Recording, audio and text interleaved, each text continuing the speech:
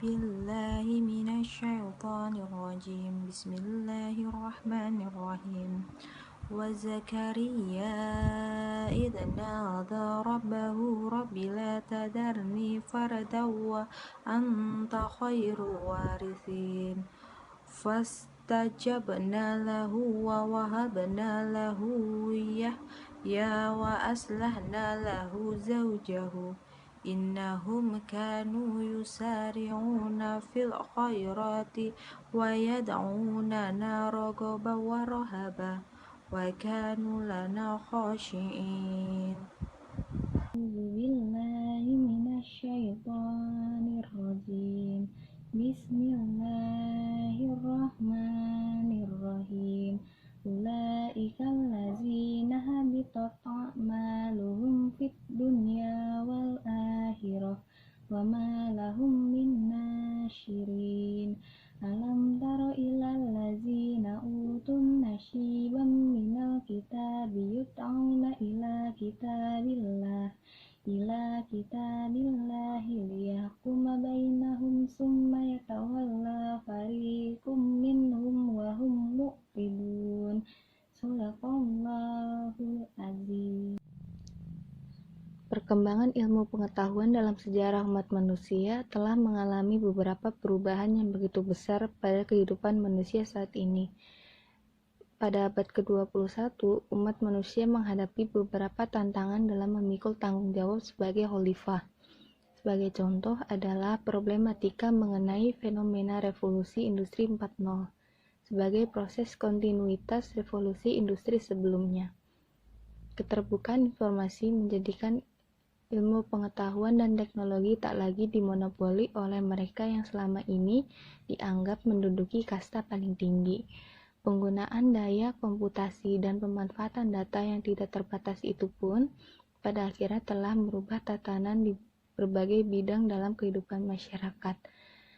Tak heran jika kajian dalam konsep revolusi industri 4.0 tidaklah menyinggung dimensi ketuhanan.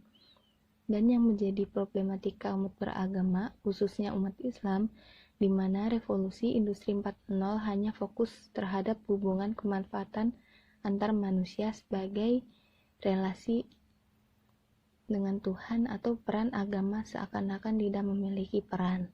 Selain berisi sumber ilmu pengetahuan, Al-Quran juga mengandung nilai-nilai moral yang dapat dijadikan pedoman oleh manusia dalam bersikap dan berperilaku. Kemampuan kognitif siswa pada mata pelajaran tertentu seakan dianggap sebagai satu-satunya indikator keberhasilan dari proses pendidikan yang dijalankan selama bertahun-tahun.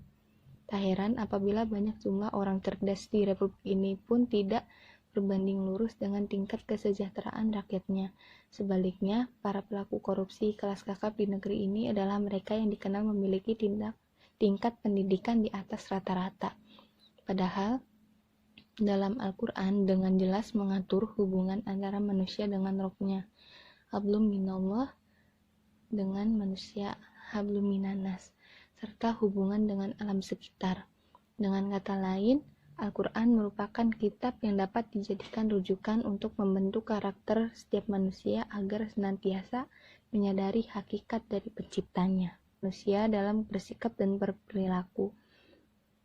Kemampuan kognitif siswa pada mata pelajaran tertentu seakan dianggap sebagai satu-satunya indikator keberhasilan dari proses pendidikan yang dijalankan selama bertahun-tahun. Tak heran apabila banyak jumlah orang cerdas di Republik ini pun tidak berbanding lurus dengan tingkat kesejahteraan rakyatnya. Sebaliknya, para pelaku korupsi kelas kakap di negeri ini adalah mereka yang dikenal memiliki tingkat pendidikan di atas rata-rata. Padahal, dalam Al-Quran dengan jelas mengatur hubungan antara manusia dengan rohnya. Hablum minallah dengan manusia, hablum minanas, serta hubungan dengan alam sekitar. Dengan kata lain, Al-Quran merupakan kitab yang dapat dijadikan rujukan untuk membentuk karakter setiap manusia agar senantiasa menyadari hakikat dari penciptanya.